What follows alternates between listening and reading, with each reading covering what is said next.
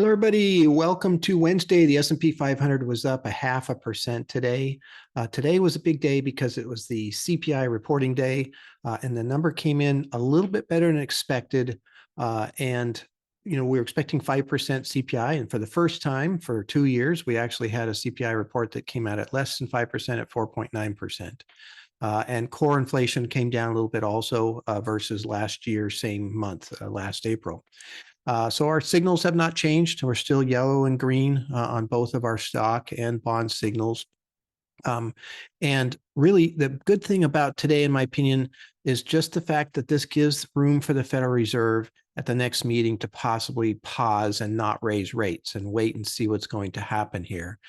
I would say, looking at the charts of CPI, I would imagine that the Federal Reserve is going to look at that and think, well, we still have some work to do.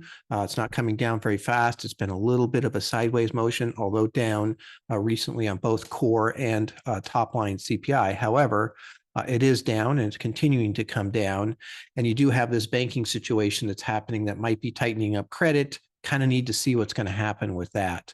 The market actually probably should have gone up more today. It was up a bunch, and then they reported the number actually was down and kind of rallied up at the end.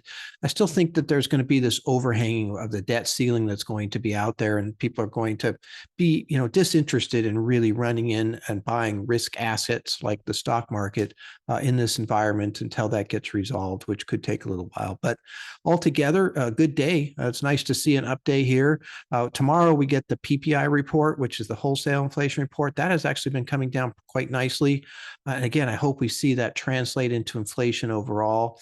One thing about CPI report to keep in mind, that the biggest driver for the upward motion this time was rents. And so the wholesale report, obviously they don't produce rents, they produce goods for the most part, and won't have a huge impact there.